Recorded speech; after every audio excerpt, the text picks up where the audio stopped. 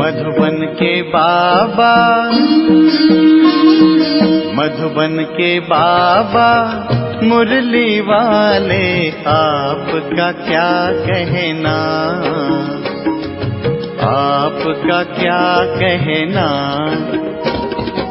ओम शांति। आज 31 अगस्त 2023 के साकार मधुर महावाक्य हैं। आज मीठे मीठे बाप दादा बोले, मीठे बच्चे, अपनी स्थिति साक्षी तथा हर्षित रखने के लिए स्मृति में रहे कि हर आत्मा का अपना अपना पाठ है, बनी बनाई बन रही। बाबा ने कहा, मीठे बच्चे, अपनी स्थिति साक्षी तथा हर्षित रखने के लिए स्मृति में रहे कि हर आत्मा का अपना अपना पाठ है, बनी बनाई बन रही। बाबा ने आज प्रश्न पूछा है कि तुम बच्चे किस एक पुरुषार्थ द्वारा अपनी अवस्था जमा सकते हो। और उत्तर में बाबा समझाते हैं कि माया के तूफानों को डोंट केयर करो, और बाप जो श्रीमत देते हैं उसे कभी भी डोंट केयर ना करो। इससे तुम्हारी अवस्था अचल अडोल हो जाएगी, स्थिति सदा साक्षी और हर्षित रहेगी। तुम्हारी अवस्था ऐसी होनी चाहिए जो कभी भी रोना ना आए, अम्मा मरे तो भी हलवा खाना। मुरली का गीत है, तुम ही हो माता पिता तुम ही हो। ओम शांति। बच्चों ने गीत सुना। अक्सर करके भक्ति मार्ग वाले मंदिरों में जाते हैं, चाहे शिव के, चाहे लक्ष्मी नारायण के, चाहे राधे कृष्ण के या अन्य देवी देवताओं के मंदिर में जाएंगे, सबके आगे यही महिमा करेंगे। क्या? त्वमेव माता च पिता त्वमेव, त्वमेव विद्या च द्रविणम त्वमेव। माना तुम माता पिता भी हो, पढ़ाने वाले भी हो। वास्तव में लक्ष्मी नारायण व राम सीता को त्वमेव माता च पिता नहीं कहेंगे, क्योंकि उनको तो अपने ही बच्चे होंगे। वह ऐसी महिमा नहीं गाएंगे। वास्तव में महिमा एक शिव की है। वह महिमा गाते हैं देव देव महादेव। माना तुम ब्रह्मा विष्णु शंकर से भी ऊंच हो। भक्ति मार्ग में तो कोई अर्थ समझ ही न सके। अब बाप कहते हैं, तुमने भक्ति बहुत की है, अब तुम मेरे से समझो और इस पर गौर करो कि सच क्या है, झूठ क्या है। तुम बच्चे अब समझते हो बाप के बारे में और देवताओं के बारे में जो भी महिमा करते हैं वे सारी रॉन्ग है। अभी जो मैं तुमको समझाता हूँ वही राइट है। बच्चों को समझाते हैं यह उल्टा वृक्ष है, इसका बीज है परमपिता परमात्मा। वह ऊपर में रहते हैं, वह तो चैतन्य बीज है ना, तुम ठहरे बच्चे। कई कहते हैं कि सब बीज आदि में भी आत्मा है, लेकिन वह तो जड़ है ना। बाप को कहा ही जाता है मनुष्य सृष्टि का चैतन्य बीज रूप। अब मनुष्य गाते हैं, ओ गॉड फादर। अच्छा, झाड़ को तुम चैतन्य ज्ञान सागर नहीं कहेंगे। मनुष्य में यह ज्ञान है कि यह बीज है। बीज में जरूर झाड़ का ज्ञान होना चाहिए, परंतु जड़ होने के कारण बता नहीं सकते। मनुष्य तो समझ जाते हैं कि बीज नीचे है, उनसे झाड़ निकला हुआ है। कल्प वृक्ष और बनियन ट्री की भेंट करते हैं, वह जड़ है, यह चैतन्य है। कलकत्ते में बड़ का बहुत बड़ा झाड़ है, उनका थूर सारा निकल गया है, सिर्फ झाड़ खड़ा है, फाउंडेशन है ही नहीं। वंडर है ना। बाप समझाते हैं इस झाड़ का भी फाउंडेशन है नहीं। देवी देवता धर्म प्राय लोप हो गया है, बाकी सारा झाड़ खड़ा है। कितने मठ पंथ हैं, यह है बेहद का झाड़। बेहद का बाप बैठ समझाते हैं। बाबा लिखते भी हैं कि शिव बाबा का बर्थडे हीरे जैसा है, क्योंकि शिव बाबा ही कौड़ी से हीरे जैसा बनाते हैं, स्वर्ग बनाते हैं। अभी तो भारत कितना कंगाल बन गया है। मनुष्य हम सो सोहम कहते हैं, परंतु समझते तो कुछ नहीं। हम आत्मा सो परमात्मा, परमात्मा सो आत्मा, यह ढिंडोरा सन्यासियों ने पिटवाया है। तुम अर्थ सहित जानते हो। हम सो ब्राह्मण बने हैं, फिर हम सो देवता बनेंगे, फिर हम सो क्षत्रिय वर्ण में आएंगे। आत्मा कहती है हम इन वर्णों में जाएंगे। हम शूद्र थे, अभी हम ब्राह्मण कुल में आए हैं। परमपिता परमात्मा ही सबको रचने वाला है। ब्रह्मा विष्णु शंकर देवताओं को भी रचने वाला वह है। अभी बाप बैठ बच्चों को समझाते हैं। तुम कहते हो त्वमेव माता च पिता त्वमेव, तो माता भी यह बरोबर है। बाप बैठ बच्चों को बहलाते हैं। भक्ति मार्ग में मीरा भक्तन थी, वह है भक्तमाला। ज्ञान माला भी है, ज्ञान माला का नाम है रुद्रमाला। रावण माला नहीं कहेंगे, रावण की भक्ति तो नहीं करते।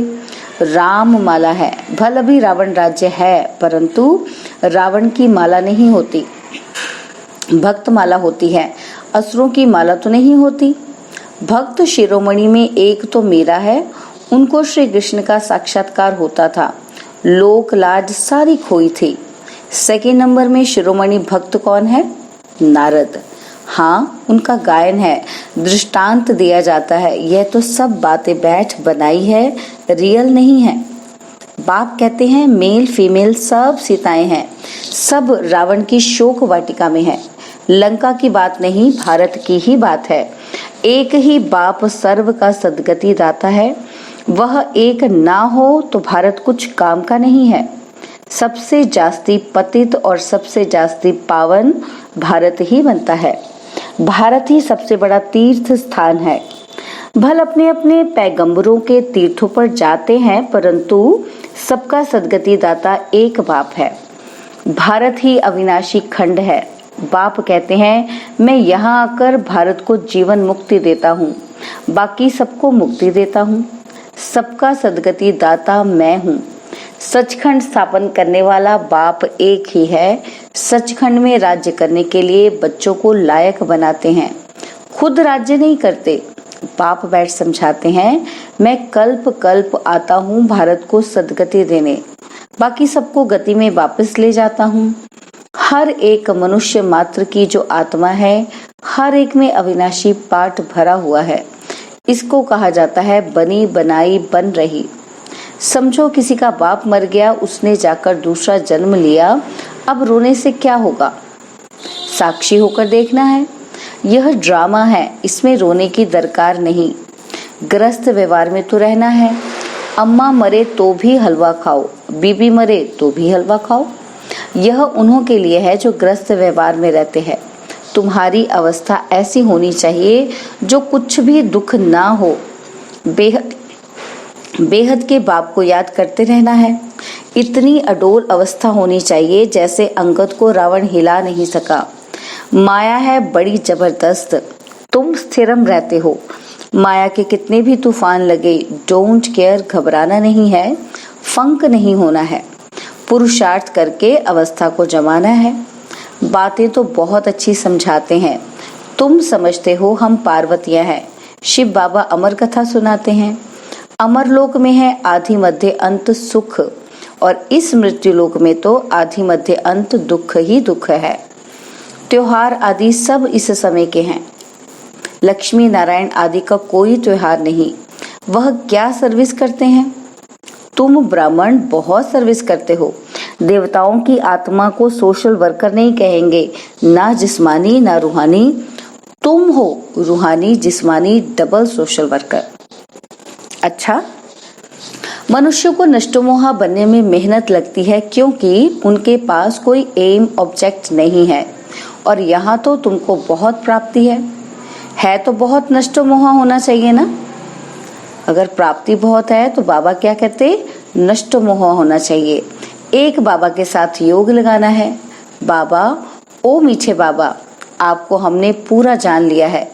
आगे तो सिर्फ कहने मात्र गॉड फादर कहते थे, अभी तो आप आए हो फिर से स्वर्ग की राजाई देने।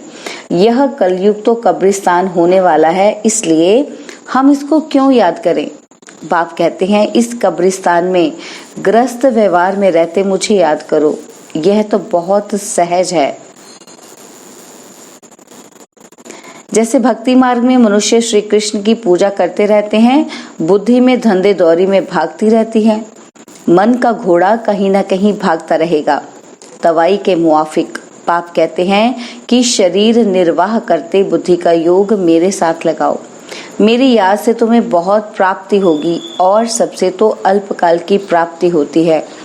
कितनी नौधा भक्ति की। अच्छा, फिर क्या हुआ? साक्षात्कार किया, बस ना। तो मुक्ति जीवन मुक्ति तो नहीं मिली। अब बाप कहते हैं कि तुम 21 जन्मों के लिए विश्व के मालिक बनते हो। स्वर्ग में गर्भ भी महल होता है और यहाँ तो गर्भ जेल है। लोग श्री कृष्ण जन्माष्टमी आदि कितना धूमधाम से मनाते हैं। तुम्हें सिर्फ मनाना नहीं है, लेकिन सबको समझाना है कि श्री कृष्ण का जन्म कब हुआ, श्री कृष्ण अभी कहाँ है। तुम जानते हो, अभी हम कृष्णपुरी का मालिक बनने के लिए पढ़ रहे हैं। बाप के पास बैठे हैं, बाप को हाथ जोड़े जाते हैं क्या? टीचर पढ़ाते हैं तो क्या उनको हाथ जोड़ना होता है? महिमा करनी होती है। टीचर से तो पढ़ना है। बच्चे बाप को घड़ी घड़ी हाथ जोड़ते हैं क्या? इस समय तो तुम घर में हो, तुमको भासना आती है यह बाप भी है, पतित पावन भी है।